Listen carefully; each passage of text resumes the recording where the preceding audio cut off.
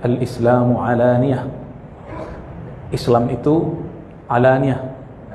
Apa arti alaniyah? Sesuatu yang tampak. Itu al-Islam. Wal imanu fil qalb. Tapi iman tidak tampak. Iman itu di dalam kalbu. Maka iman bukan berdasarkan tebalnya sorban. Iman bukan berdasarkan panjangnya rida. Iman bukan karena saya pakai gamis.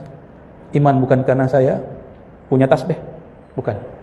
Iman bukan berarti saya pajang ada foto habaib di rumah. Bukan. Al-iman fil qalb, di dalam qalbu, ya. Wa taqwa hahuna. Qalbu itu ada wadahnya, disebut dada. Wa taqwa hahuna, dan takwa itu di dalamnya.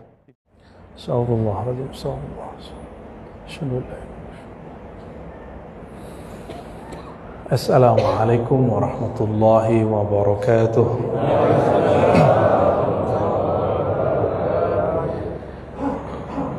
Alhamdulillahilladzi ja'alana muslimin wa nasallaha an yuthbitana bil iman bi an nakuna minal mu'minin wa yarzuqna taqwa wal istiqamata ala syari'atil gharra wa tariqatil bayda. Amin ya rabbal alamin. Amma ba'du. Allahumma salli wa sallim wa barik ala sayyidina Muhammad الفاتح لما أغلق والخاتم لما سبق ناصر الحق بالحق والهادي إلى صراطك المستقيم وعلى آله حق قدره ومقداره العظيم. اللهم صل على سيدنا محمد النور الذاتي وسر السار في جميع الأسماء والصفات. Syukur kepada Allah. Alhamdulillah pagi ini nyawa kita berbalik kembali. Kalau bukanlah dengan kudrat dan iradat Allah dan kasih sayang Allah, tentulah sudah ada yang berpulang. An-naumu akhul maut. Tidur itu saudaranya kematian. Ada yang lagi jadi saudara mati nih. Ya, mata berat tapi alhamdulillah berangkat ke masjid, ya. Semoga Allah memberkahi langkah-langkahnya. Amin ya rabbal alamin. Dan syukur ini tidaklah sah kecuali dengan wasilah bersolawat kepada baginda Nabi Muhammad SAW, hamba yang paling bersyukur kepada Allah Subhanahu Wa Taala. Kalau bukan karena beliau, kita tidak tahu salat subuh. Mungkin sampai sekarang masih nyembah pohon, orang Tanjung Pinang masih nyembah pokok. Bahasa lama Melayu, ya, nyembah pokok. Yang saya hormati Ketua MUI, ya, Tuan Guru Bambang, ya. Semoga Allah berkahi hayat beliau, ya. Pengurus Masjid Dzul Firdaus, ini yang punya surga Al-Firdaus ini berarti.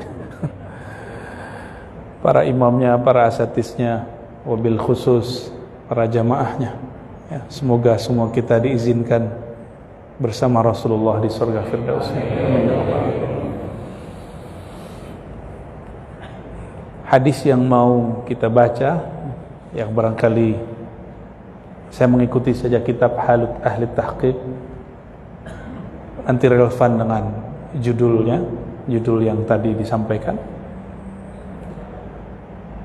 Diriwayatkan dari Sayyidina Anas ibn Malik radhiyallahu taala anhu, dari Rasulullah SAW, beliau bersabda, Al-Islamu alaniyah. Islam itu alaniyah. Apa arti alaniyah? Sesuatu yang tampak. Itu al-Islam. Wal imanu fil qalb. Tapi iman tidak tampak. Iman itu di dalam kalbu.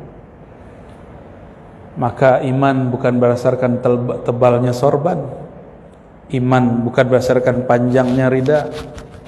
Iman bukan karena saya pakai gamis. Iman bukan karena saya punya tasbih. Bukan. Iman bukan berarti saya pajang ada foto habaib di rumah. Bukan. Al-iman fil qalb, di dalam qalbu, ya. Wa taqwa hahuna. Qalbu itu ada wadahnya, disebut dada. Wa taqwa hahuna, dan takwa itu di dalamnya, di dalam dada, ya. Nabi tunjuk 3 kali. Berarti Islam, iman, takwa. Yang zahir cuma satu, yaitu al-Islam. Yang batin ada 2, al-iman dan at-taqwa. Kenapa di zaman Rasulullah SAW ada orang munafik? Pakaiannya pakaian orang Islam, tapi di kolbunya tidak ada iman, di dalam dadanya tidak ada takwa. Maka orang-orang munafik ini, dia berguru kepada Nabi SAW, tapi sekali saja melihat keganjilan pada keluarga Nabi atau pada Nabi SAW, maka dia buatlah cerita palsu. Ini ciri-ciri orang munafik, ya. Semoga Allah membebaskan diri kita dari kemunafikan dan memberikan al-Islam, al-iman dan at-taqwa. Amin. Untuk diri kita sendiri, yang di dalam diri kita ada nur Nabi Muhammad SAW. Mari kita bacakan surah Al-Fatihah. Bismillahirrahmanirrahim.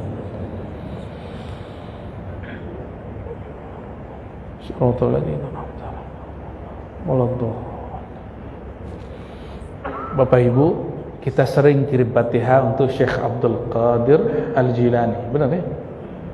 Kirim Fatihah untuk Nabi SAW. Sering kirim Fatihah untuk Imam Muhammad Bahauddin Shah Naqsyabandi.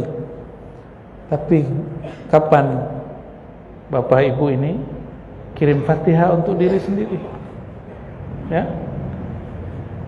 Al-Fatihah itu isinya adalah doa, dan doa tertinggi ada dalam Al-Fatihah. Afdalud doa alhamdulillah, begitu kata baginda Rasulullah SAW. Doa paling afdal, paling tinggi adalah engkau mengatakan alhamdulillah. Apa makna alhamdulillah? Terima kasih wahai Allah. Maka orang yang berterima kasih, doanya enggak perlu lagi pakai simbol, karena dia sudah senantiasa berdoa. Itu sebabnya orang-orang yang berterima kasih, bersyukur itu doanya sedikit, kabulnya banyak. Tapi banyak orang yang menuntut kepada Allah, namun dia suka mengeluh, suka berprasangka buruk kepada Allah, maka doanya tidak diterima. Karena ciri-ciri doa diterima, dia berbaik sangka kepada Allah Subhanahu wa ta'ala. Dan berbaik sangka itu ciri-cirinya tidak mengeluh dan suka berterima kasih. Orang berterima kasih, ciri-cirinya baca alhamdulillah. Tapi tidak semua orang baca alhamdulillah dia bersyukur. Alhamdulillah itu kalimat orang Islam, tapi belum tentu semua orang baca alhamdulillah kalbunya bersyukur. Siapa tahu lagi mau nyalek, ya. Ya, alhamdulillah dilanjutkan gitu. Ya, ajaran kita tidak melarang berpolitik. Ya. Politik itu fardu kifayah. Fardu silakan, ya. Namun pandai-pandailah. Jangan sampai menjual agama untuk cuma 5 tahun. Ya.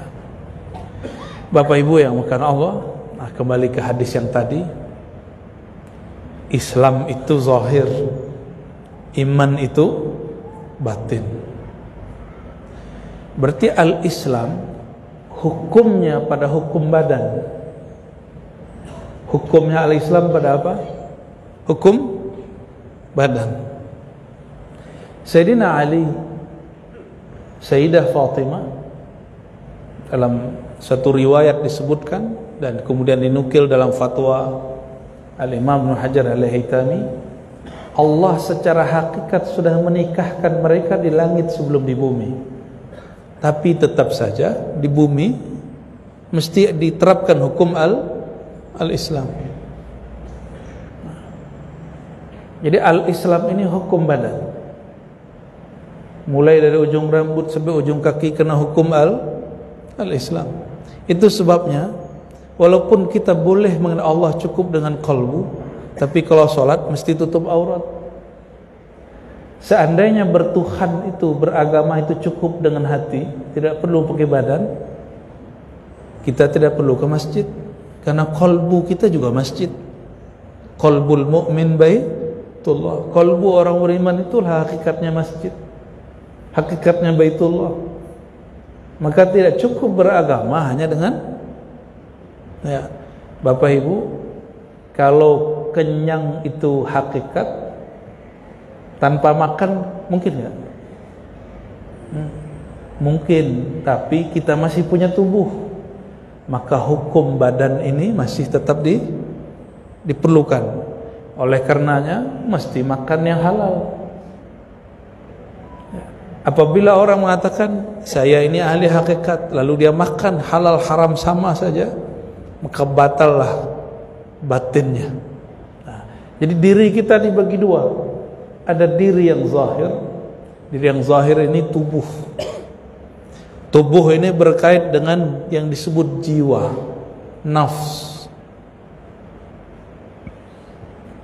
Jadi mana diri yang zahir?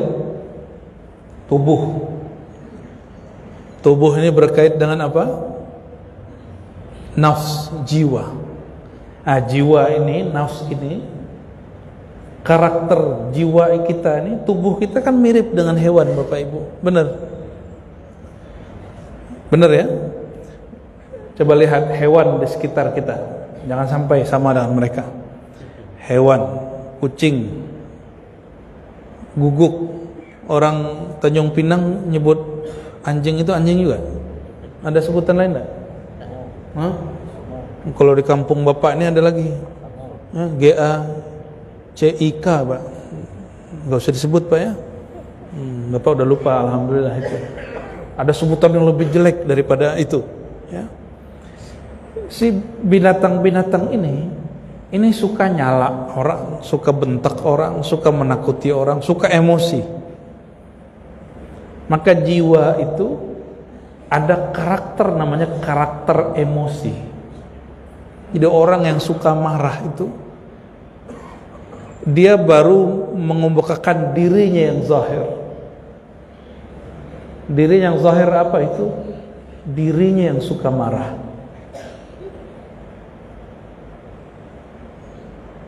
Jadi kalau tersinggung dikit, dia nggak tahu siapa saya. Nah, suka ngomong gitu nggak? Lagi nyetir, lagi bawa motor, bawa mobil, disalip orang, lalu marah, disalip pulang. Nah, ini masih karakter apa? Karakter buas. Orang ini dan binatang buas hampir sama, cuma bedanya bisa nyetir aja. Mau begitu? Mau jadi orang begitu setiap hari? Ya? Tapi kok kita membiarkan diri kita begitu? Itu kalau ada orang ahli hakikat bisa lihat, itu yang dia lihat bukan manusia. Itu yang lihat yang nyetir si guguk, si kalbun tadi, bukan kolbun. Kolbu hati, kalau kalbun ANJING. Ya. Pernah ketemu orang, ini karakter kedua. Mungkin kita sendiri. Obrolan tiap hari duit. Ya. Tiap hari ngomongnya duit.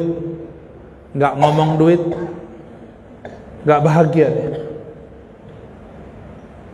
Yang sayangnya pasti Pak Ketua MUI kita menyaksikan dan sedih melihat banyak dai-dai enggak mau lagi datang dakwah kemana cuma karena urusan duit.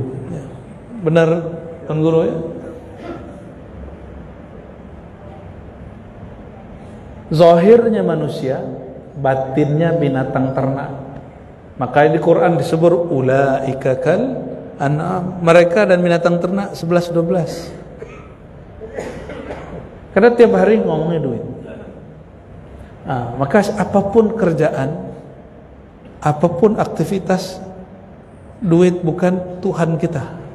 Ya. Maka dalam zikir-zikir kita selalu baca ilahi anta maqsudi, ya Allah tujuanku engkau bukan duit. Nah, sering saya dengar orang ngomong gini, yang penting bisa makan tak. Tiap hari, besok kita naik Gojek lagi, itu lagi ngomongnya. Besok naik angkot begitu lagi. Ya, yang penting bisa makan tak. Jadi apapun urusannya yang penting bisa makan. Ini binatang ternak itu urusannya makan duit. Agak naik dikit syahwat, urusan lawan jenis. Tapi sekarang agak ngeri, sesama jenis pun ada. Ya, semoga ada yang terjangkit itu Allah sembuhkan penyakit batinnya. Amin ya rabbal alamin.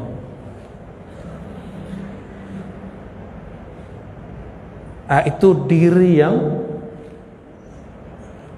yang zahir.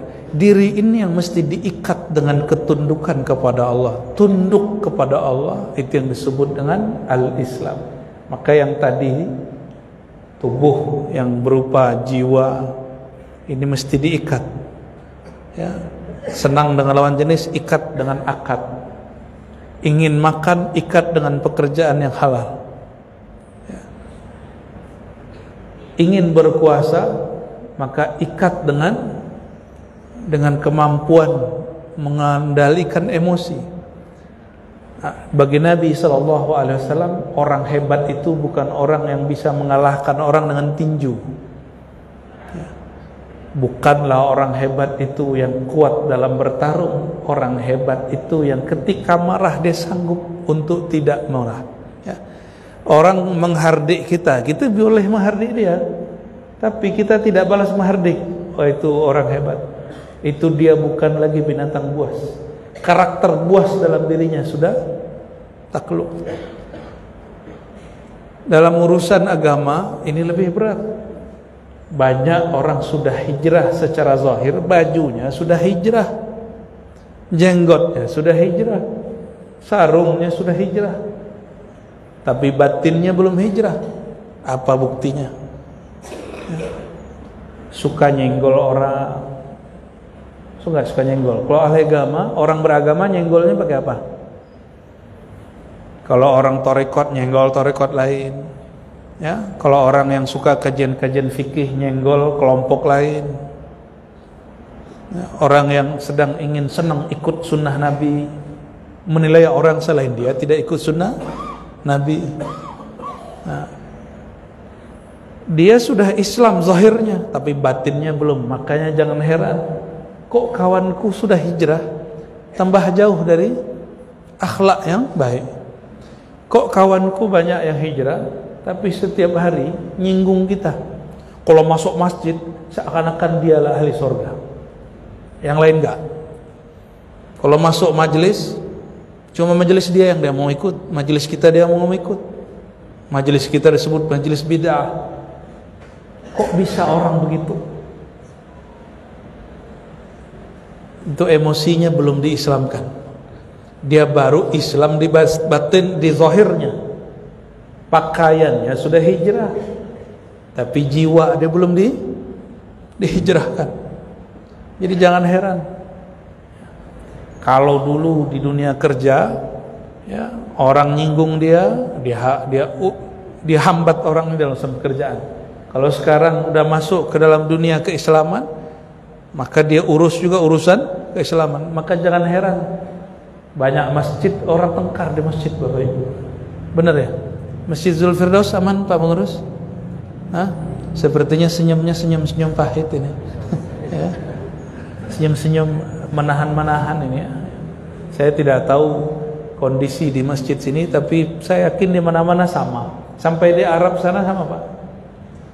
India, Pakistan, bahkan di Eropa, di Turki itu sama. Jadi kalau orang baru hijrah zahirnya, belum hijrah batinnya, masuk masjid, dia pandang orang lain itu belum Islam, belum, masih ahli bid'ah.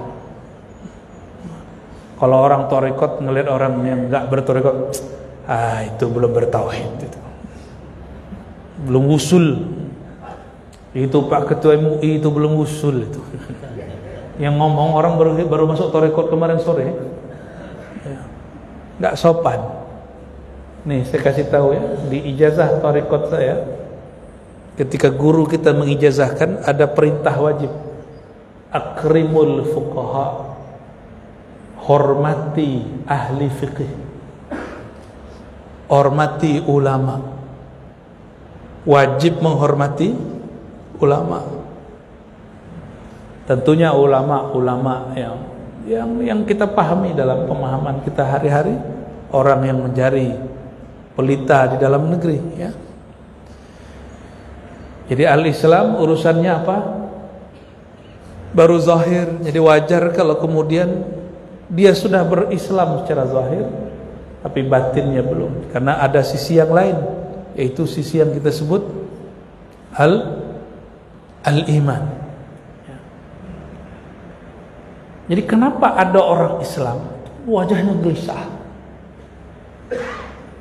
Ini wajahnya wajah yang mana-mana nih? Semoga yang bukan gelisah itu ya. Katanya ustadz tapi wajahnya gelisah. Katanya subuh pagi tapi wajahnya gelisah. Wajahnya wajah-wajah orang yang tidak tenang gitu. Apa masalahnya? Imam Yahya bin Muaz Ar-Razi, namanya sama dengan saya belakangnya doang ya. Yahya bin Muaz Ar-Razi. Ditanya, kenapa ada orang yang hatinya wajahnya kelihatan bahagia, ada yang tidak? Apa jawaban beliau? Orang yang wajahnya bahagia itu karena batin dia bercahaya. Cobalah lihat tuan-tuan ini kalau lagi awal terima digaji, itu wajahnya sumringah. Tapi itu baru sumringah nafsiyahnya, jiwanya. Itu belum sumringah, belum bahagia kolbunya.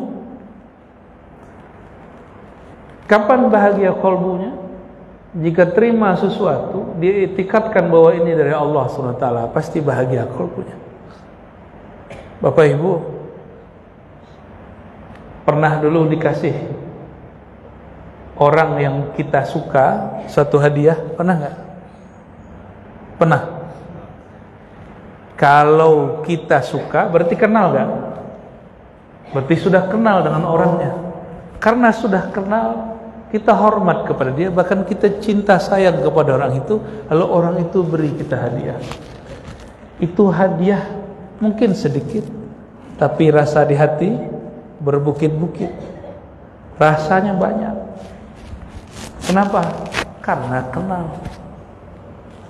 Tapi coba kalau tidak kenal, dikasih banyak pun rasanya sedikit. Dan yang paling banyak memberi kita hadiah adalah Allah Subhanahu wa ta'ala. Namun karena kurang kenal kepada Allah, walaupun banyak pemberiannya, rasanya sedikit. Tiap hari ngeluh, tiap hari ya.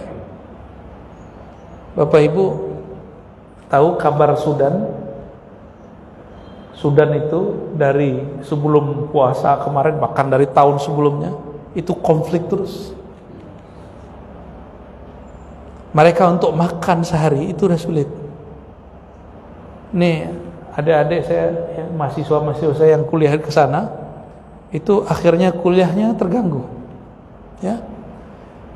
Yang sudah lama dari tahun berapa itu, Tuan Guru, Suriah konflik itu tahun berapa? Sebelum 2013, dari 2011 ya. Ya Rob, itu orang sampai hari ini mau makan roti aja sulit. Di sana orang makan roti gandum. Sulit cari gandum. Apalagi cari nasi. Hari ini ya, mereka masih sibuk urusan bom. Dan yang paling menggenaskan, menyedihkan apa?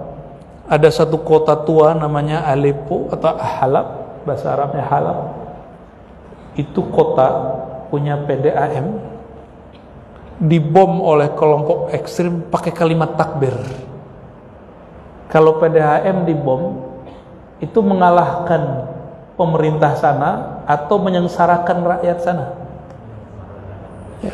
Listrik dibom, PDAM dibom. 3 bulan mereka tidak ada api, tidak ada listrik, tidak ada air bersih.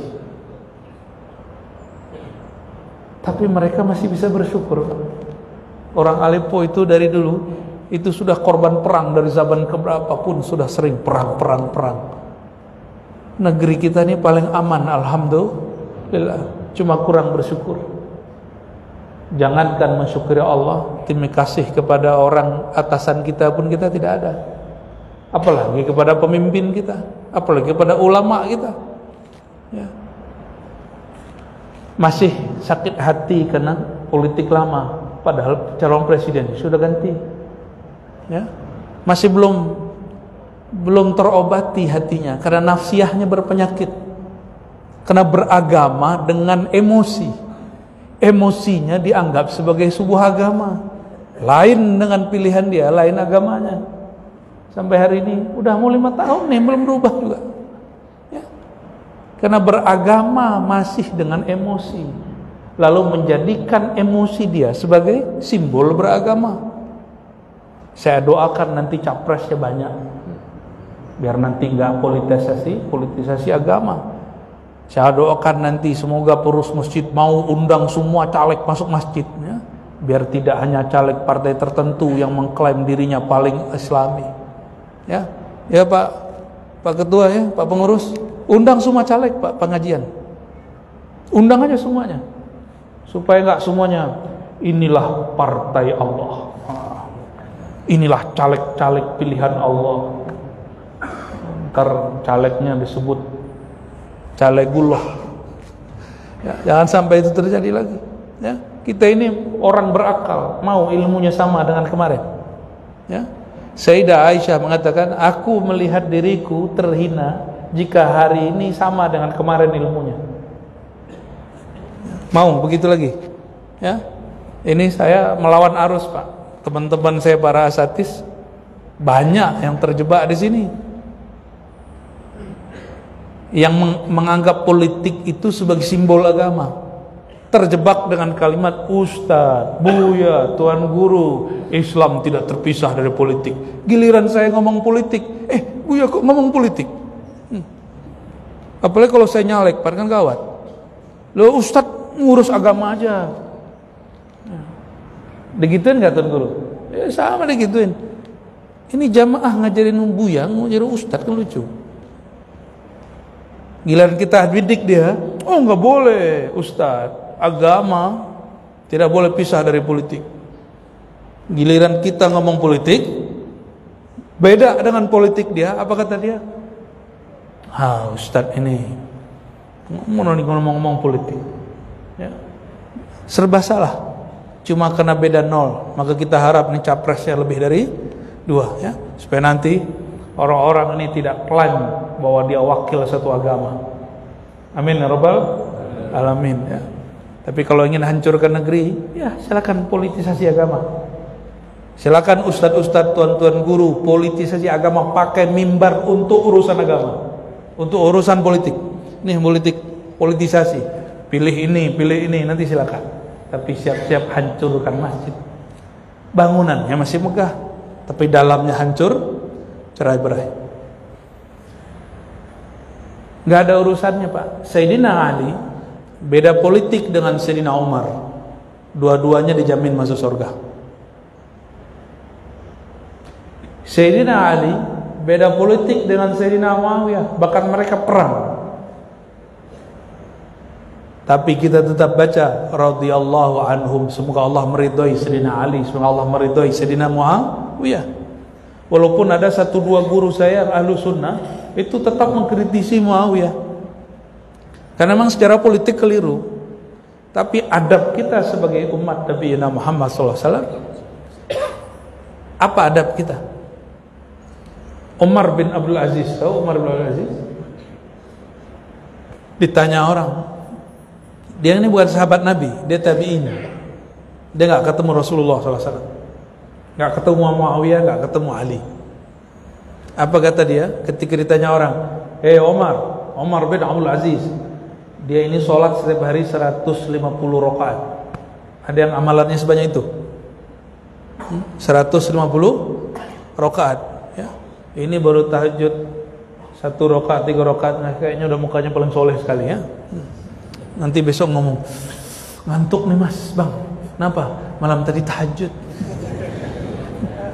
Hari Senin bibirnya pecah-pecah, badannya lemas. Ditanya orang, kenapa lemas bang? Aku nih puasa. Ya, baru sedikit amal sudah sangat beda gayanya dengan orang. Sayyidina Umar bin Abdul Aziz ditanya oleh ini khalifah yang paling baik di zamannya. Ditanya, apakah engkau lebih mulia dari Muawiyah yang memerangi Ali? Apa jawaban beliau?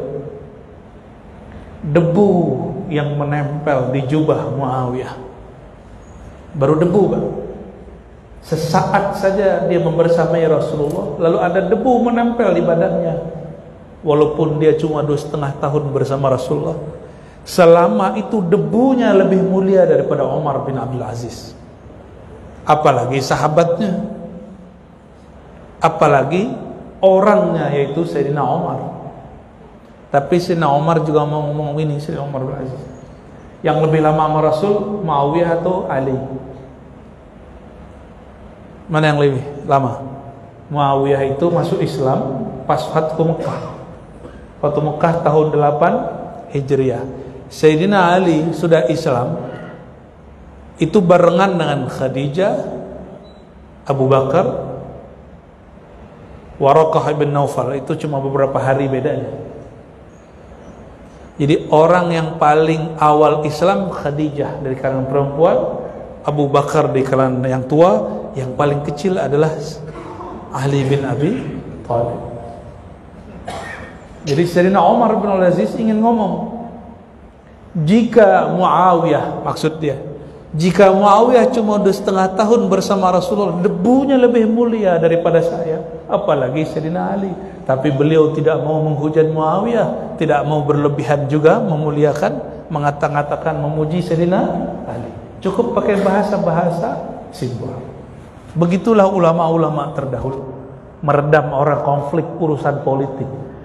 Itu kenapa? Jadi saya paham kenapa hari ini 01, 02, 2011 masih ada. Jangankan itu, di zaman Sayyidina Umar Aziz udah meninggal Muawiyah, udah lewat 50 tahun, itu masih orang terkenang masalah politik Ali, politik Muawiyah. Jadi kita maklumi juga Tuan Guru, kenapa lukanya ini masih ada. Ya. Sayyidina Umar bin Abdul Aziz melihat pertarungan 01 Ali, 02 Muawiyah, itu betul-betul kenceng sampai udah meninggal, orang-orang yang perangnya semua sudah meninggal, efeknya masih ada. Isu-isu politik dijadikan isu agama. Saya sampaikan Bapak Ibu, jangankan beda politik, beda cara sholat boleh nggak? Di sini pakai kunut nggak tadi? Ya, kalau ada orang subuhnya nggak berkunut, sah nggak sholatnya? Benar nih, ahlu sunnah gak dia? Ahlu sunnah. Dari 4 fikih, 4 imam, cuma Imam Syafi'i yang berkunut subuh. 3 imam lagi itu bukan Wahabi, Pak. Jangan nggak berkunut Wahabi, nggak begitu. Ya, biasa aja. Gurunya Imam Syafi'i, Imam Malik nggak berkunut. Murid Imam Syafi'i, Imam Ahmad nggak berkunut. Biasa aja kita mau orang nggak berkunut. Oh, kalau Bismillah nggak dijaharkan, terus dia salafi, nggak ada urusannya. Itu Imam Ahmad, murid Imam Syafi'i, Bismillah nggak dijaharkan. Saya berguru di majelis-majelis ulama yang ada di Mekah, mereka mazhabnya Maliki, itu Bismillahnya nggak dijaharkan. Jadi kita ngambil juga di sana fikih Maliki itu, belajar juga kita, nggak ada urusannya. Ya, jadi jangan terjebak dengan simbol-simbol. Beda sholat sah nggak? Yang penting rokaat, jangan beda. Yang satu sholatnya pakai ruku, satunya lagi nggak pakai ruku, baru salah. Jika cara sholat berbeda pun tidak masalah, apalagi urusan berpolitik. Ini nggak ada pesanan pemerintah loh Pak ya. Saya bukan PNS, saya dosen tapi dosen swasta. Karena emang nggak mau jadi PNS, biar ngomong bebas. Nanti saya ngeritik menteri saya biasa aja. Saya biasa Pak, ketemu menteri saya hajar aja ngomong menteri. Tapi saya nggak mau memperlukan menteri depan orang. Saya pun disinggung depan orang nggak mau, apalagi disinggung di mimbar. Maka kalau ngomong kepada orang-orang besar, kita besarkan dia biar dia terima kalam kita. Nggak ada orang kita ngomong. Gitu. Mau nggak disinggung-singgung orang? Mau nggak? Nggak mau, ya. Kecuali pas pengajian, ya. Emang pengajian itu untuk nyinggung-nyinggung orang. Tapi jangan nyinggung yang nggak berkelas. Kata Imam Syafi'i, kau singgung aku depan orang, jangan salahkan aku sulit menerima kalammu. Ya. Ini Imam Syafi'i, katanya ikut mazhab Syafi'i. Ya ikut juga lah akhlak Imam Syafi'i. Nyindir-nyindir di grup, ya kan? Nah itu hobi kita tuh ya. Orang Melayu ini suka sindir menyindir, dan itu salah satu kelebihannya. Ya. Berkah dari Allah katanya. Allahumma sholli ala sayyidina Muhammad. Bapak Ibu, saudara, sahabatku yang berkenan Allah. Sisi yang kedua yang jarang kita bahas, al-iman fil qalb. Iman itu di dalam kolbu. Ini yang jarang dibahas orang. Bukan bab iman yang dibahas dulu, kolbunya. Iman kalau masuk kolbu gak pernah keluar. Sekali nur iman masuk ke kolbu, maka dia tidak pernah keluar. Walaupun zahir badan dia tercelup dosa 1000 kali dosa, nur iman gak akan keluar. Inilah yang terjadi pada orang yang membunuh 100 orang, yang ke-100 yang dia bunuh ulama su. Ulama su, apa arti ulama su? Ulama yang memutus, ulama buruk hatinya yang memutus rahmat Allah dari umatnya. Itu yang disebut ulama su, bukan beda politik. Apa kata ulama ini ketika ada orang mau tobat? Kau mau tobat, berapa orang kau sudah bunuh? 99 Tuan Guru. Kafarta billah finnar khalidan mukhalladan. Dia begitu. Ente kafir, ente masuk neraka, kekal di dalamnya. Karena orang ini pendekar, ya, jawara, dia bawa pisau kemana-mana, itu orang langsung pisaunya terbang, set. Pisahlah kepala dengan badan. Di riwayat itu cuma disebut fata'anahu, maka ditusuk, dia robek-robek itu kiai. Tuan Guru yang ngomong begitu, dia robek-robek. Tapi selesai dia bunuh, dia merasa sedih lagi, ya Allah, aku ingin tobat, kenapa malah bertambah maksiat, tambah dosa. Jadi ada orang yang diuji, ingin baik malah jadi tidak baik. Itu ujian, dia putus asa atau tidak. Nah, ini urusan kolbu. Jangan pernah putus asa. Adakah dosa yang lebih tinggi dari bunuh orang? Ada nggak? Nggak ada Pak. Kalau cuma urusan syahwat masih kecil. Urusan terjebak pada korupsi masih kecil itu. Ya, yang paling gawat nih bunuh ulama. Dia bunuh ulama nggak urusan? Dia bunuh pewaris Rasulullah yang kolbunya bergeser. Itu ulama kolbunya bergeser, mati suul khotimah. Nauzubillah min. Nih hati-hati nih para kiai, para ustadz, tuan guru, jangan pernah memutus rahmat Allah dari umat, apalagi dari sesama ustadz. Cuma karena beda faham, kita nggak akan memutus rahmat Allah dari kelompok yang beda dengan kita. Akhirnya di tengah jalan dia sedih lagi, dia cari tahulah sama orang, adakah orang yang bisa menyelesaikan masalahku ini, menunjukkan jalanku ini yang sudah buntu. Tiba-tiba ada orang tunjuk. Nah, di kaki gunung sana, di kampung sebelah sana, itu ada seorang alim billah, orang yang kenal Allah, dia tahu solusimu. Datanglah ke sana. Badan masih bersimbah darah. Apa katanya? Wahai Tuan Guru, saya ini sudah bunuh banyak orang, tapi yang paling hebat yang terakhir, bunuh ulama, kira-kira begitu. Apa kata Tuan Syekhnya? Wahai hamba Allah, siapakah yang menghalangi engkau dari tobat? Tambah nangis, dia diajarkan cara tobat. Tobat pertama itu apa? Tidak putus mengharapkan rahmat Allah Subhanahu wa ta'ala. Jadi kalau baru maksiat-maksiat biasa, apapun maksiat dari ujung kaki, mulut, perut, kemaluan sampai kaki, tenang Pak, ya. Ini masih banyak jalannya. Jangan putus Jangan jauh-jauh. Ini orang sudah maksiat, itu baru ditunjukkan dia maksiat bunuh. Belum dia perkosa orang, belum dia jarah barang orang, belum disebut di riwayat itu. Maksud kami sederhana, karena orang ini dulu pernah masuk nur iman sedikit di kolbunya, maka nur ini tidak pernah keluar. Nur itulah yang membuat dia berharap terus kepada rahmat Allah Subhanahu wa ta'ala. Coba lihat betapa rahmat Allah itu kuat di kolbu Nabi Muhammad SAW, tapi tidak sekuat itu di kolbu Nabi-Nabi yang lain. Masih ingat Nabi Nuh berapa tahun dia berdakwah? 950 tahun dia dakwah, ternyata dia gagal. Anaknya sendiri gak ikut. Apa kata Nabi Nuh? Ya Allah, itu kaumku, hancurkan aja. Ya, kalaupun mereka punya keturunan pasti kafir lagi, padahal belum lahir. Nabi Nuh di situ belum gagal. 950 tahun dia bawa rahmatullah, tapi ternyata rahmat Allah tidak sesempurna di kolbu Nabi Muhammad sallallahu alaihi wasallam. Ini masa ada ustadz tersinggung dikit sama jamaah nggak mau datang lagi ke masjid? Ya, siapa ente? Ya, masa cuma karena tersinggung dikit sama pengurus nggak mau lagi ngajar, nggak mau lagi dakwah? Ya, udahlah, nggak usah lihat pengurusnya, lihat jamaahnya.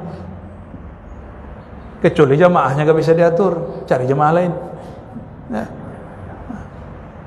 Bapak Ibu yang bukan Allah, konsep rahmat ini pada diri baginda Rasulullah SAW selesai. Itu kenapa? Karena di kolbunya al-iman fil qalb. Kolbu Nabi itu. Jadi kalau ada sebutan ibunda orang beriman, siapa ibunda orang beriman? Istri-istri. Bapak orang beriman berarti siapa? Rasulullah SAW. Ya. Nur iman kalau sudah masuk, maka orangnya akan suka dengan kata rahmat, kasih sayang. Ya. Dan yang terakhir di hadisnya disebut at-taqwa hahuna. Takwa itu di dalam wadah namanya sodar dada. Nah,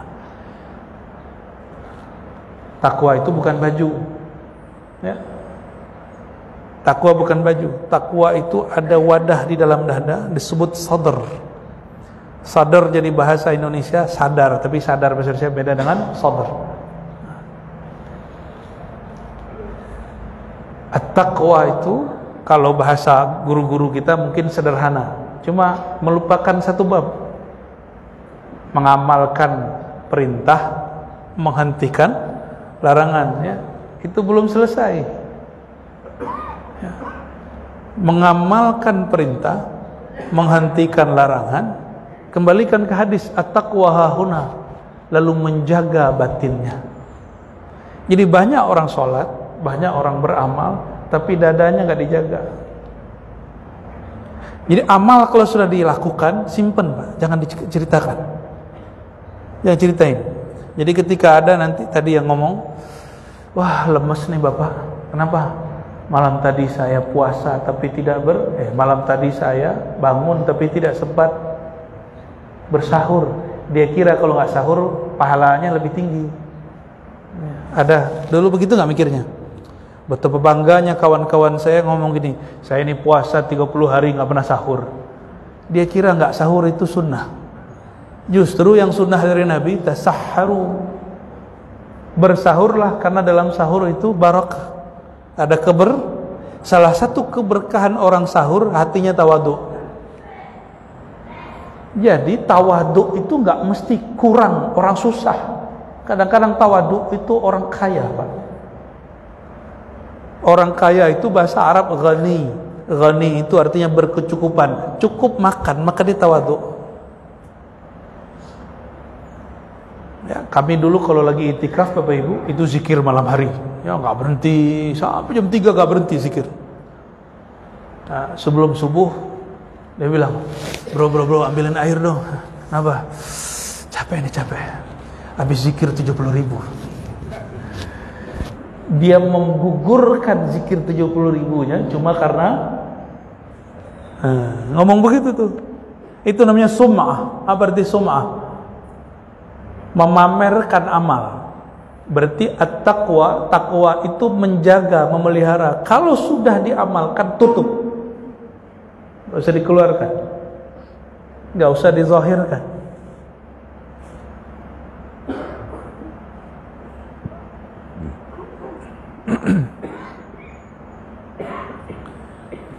Maka at-taqwa hahuna, ketika Nabi nunjuk 3 kali takwa di dalam ini.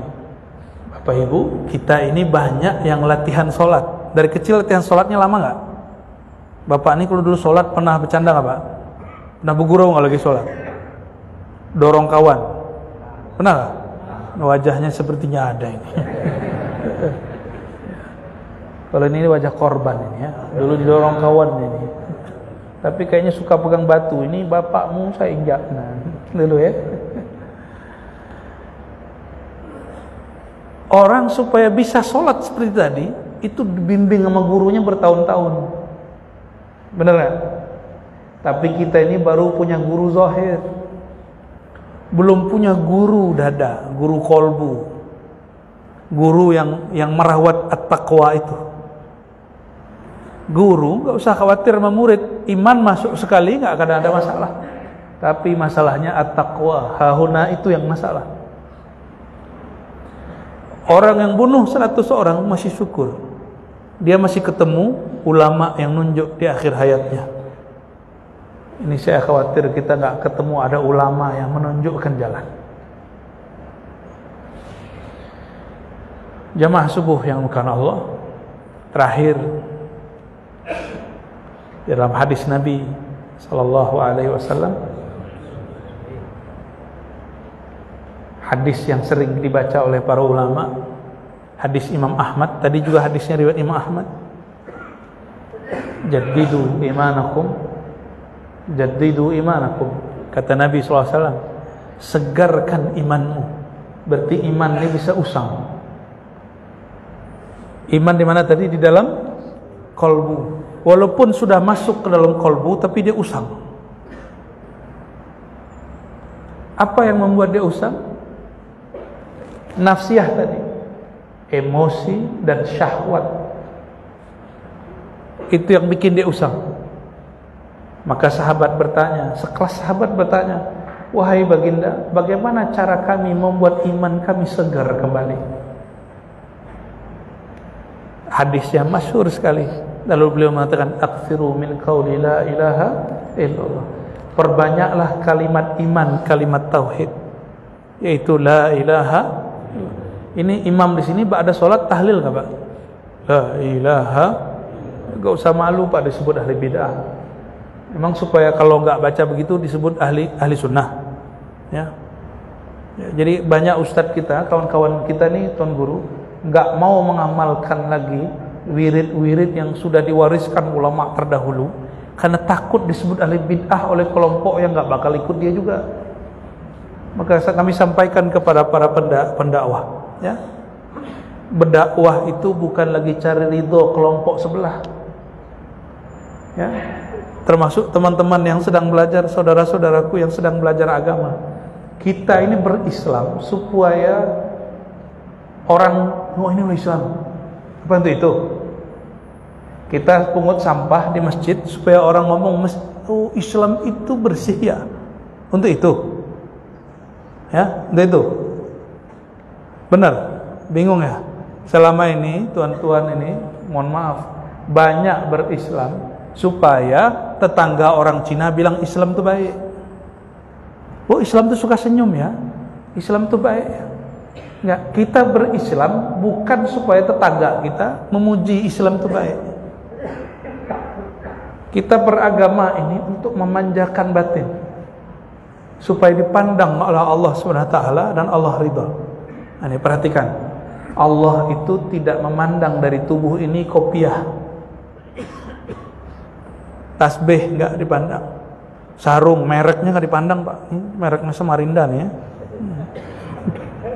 Saya banyak sarung Pak, tahu ya. Allah enggak pandang. Apa yang dipandang oleh Allah? Wajah ini enggak dipandang. Yang dipandang wajah kolbu. Apakah kolbu menghadap kepada Allah? Maka hadisnya, ana 'inda dhanni 'abdi, kalau diterjemah, jika qalbu hamba menghadap kepada Allah, maka Allah pun menghadap kepada dia. Allah pun beri perhatian kepada dia. Tidak usah menghadapkan kolbu ke kolbu orang lain. Ingin cari perhatian agama sebelah, ingin cari ridho kawan, ingin cari ridho kelompok lain. Ya, ini berkali-kali saya sampaikan. Ini banyak ustaz-ustaz nggak mau ngajar kitab tasawuf, kitab zikir, takut disebut ahli bid'ah.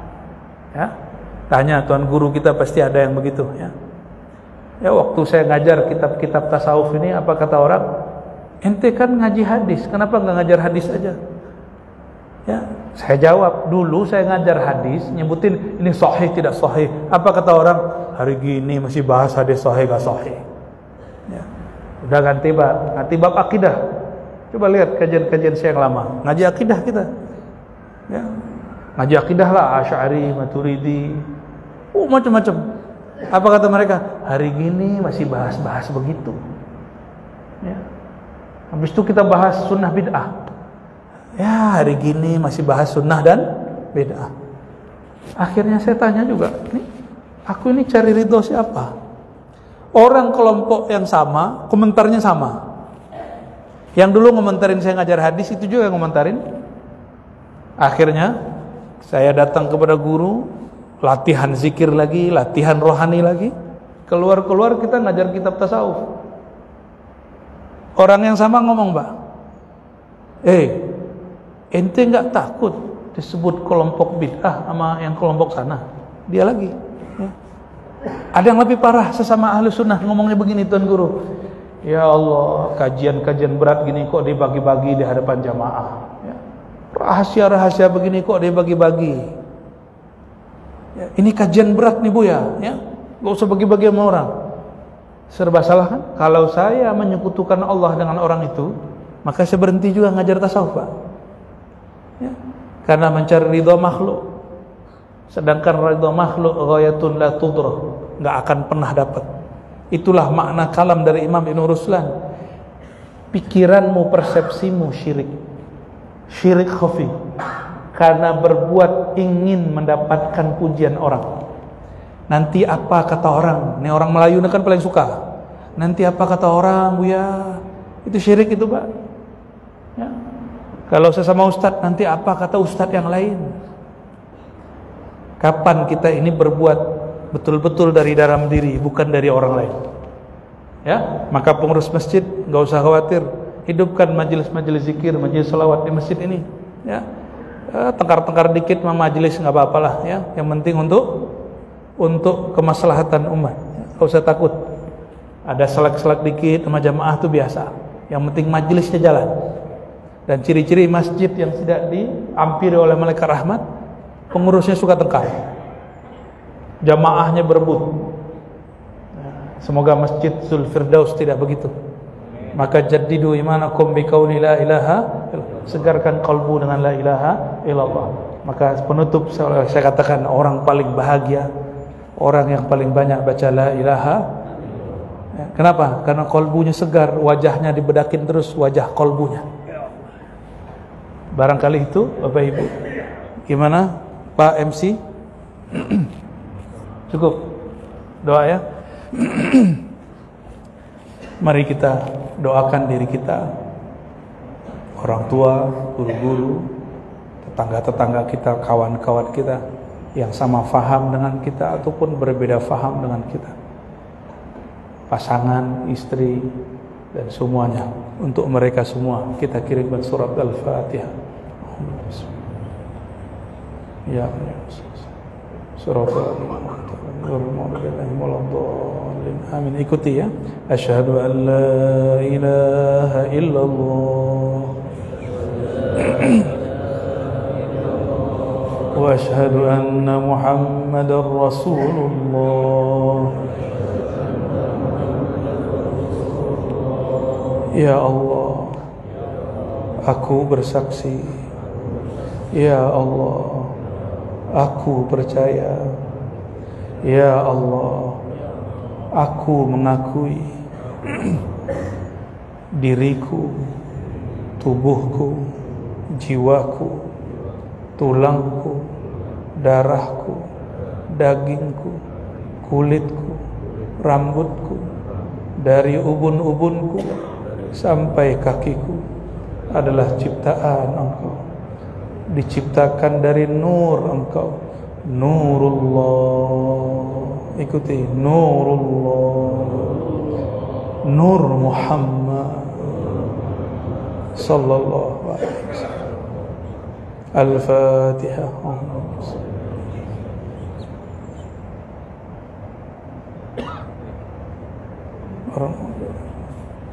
Allahumma ya Allah, ya Rahman, ya Rahim, ya Karim, ya Azim, ya Azim, ya Azim, ya Karim, ya Karim, ya Karim, ya Allah yang Maha Pemurah.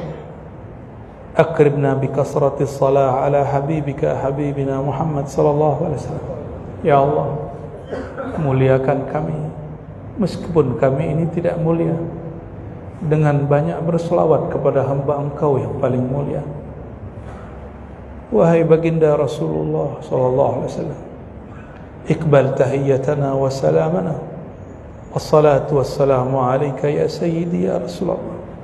Wahai baginda Rasulullah, terimalah salam dari kami, terimalah rindu dari kami, terimalah kami menjadi umat Engkau, wahai baginda Rasulullah. Wahai baginda Rasulullah, kami mendapatkan dari guru-guru kami hadis yang sahih. Siapa yang bersalawat kepadaku, mengucapkan salam kepadaku, maka aku akan membalasnya langsung.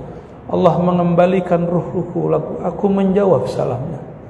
Maka ya Rasulullah, izinkan kami mendapatkan balasan salam daripada Engkau. Allahumma ya Allah, ya Ghaffar, ya Ghafur, ya Allah yang Maha Pengampun, yang Maha Pengasih.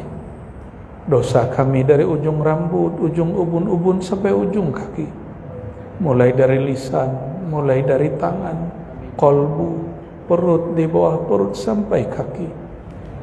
Ya Allah, semua di tubuh kami ada maksiatnya ya Allah. Belum lagi ada dosa-dosa di dalam kolbu.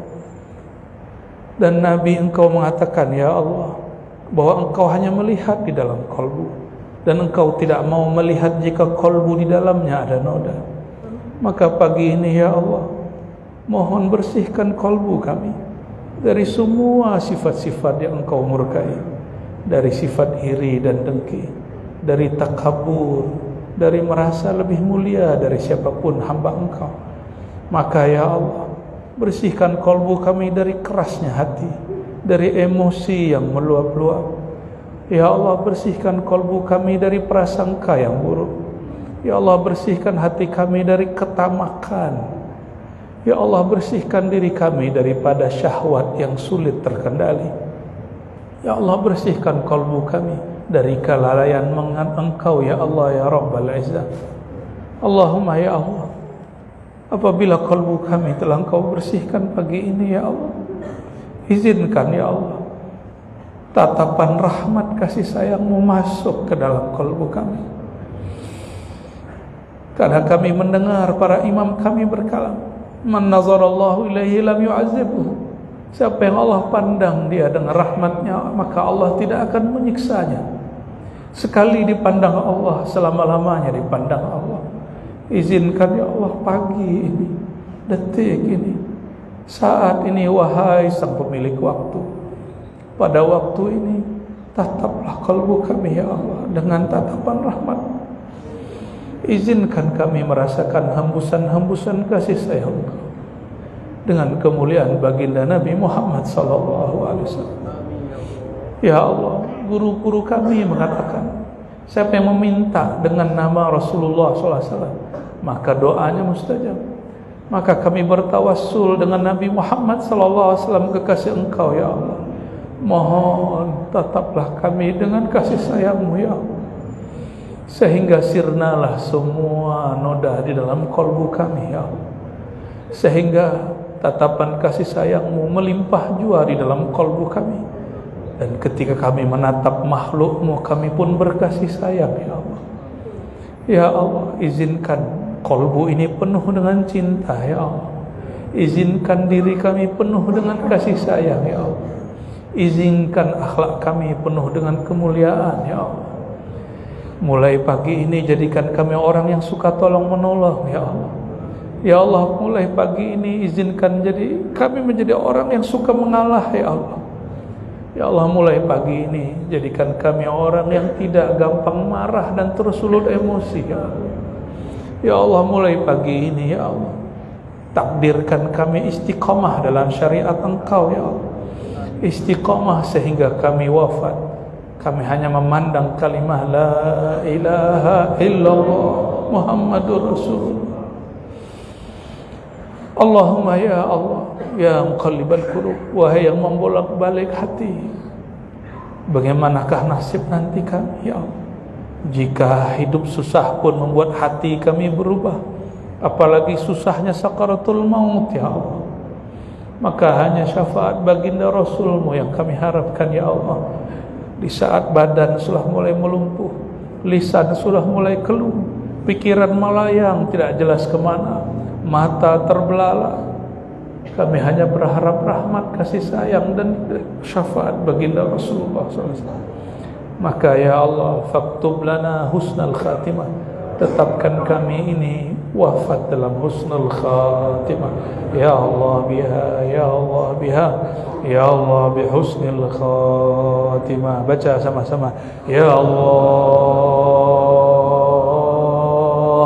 ya Allah, dari dalam hatinya. Ya Allah, ya Allah. Terakhir ya Allah, jadikan kami hamba Engkau yang mampu menyembunyikan rahasia-rahasia Engkau. Jika kami Engkau beri mimpi, Engkau berikan pengalaman-pengalaman batin. Jadikan kami orang yang mampu untuk menyimpannya ya Allah. Karena Nabi Engkau mengatakan pengalaman batin, mimpi-mimpi adalah mubasyarat, kabar gembira, bukan untuk diobral, bukan untuk diumbar. Jadikan kami yang mampu menjaga amanah-Mu ya Allah. Amin ya rabbal alamin. Rabbana atina fid dunya hasanah wa fil akhirati hasanah wa qina adzabannar. Wa sallallahu ala sayyidina Muhammad walhamdulillahi rabbil alamin. Assalamualaikum warahmatullahi wabarakatuh.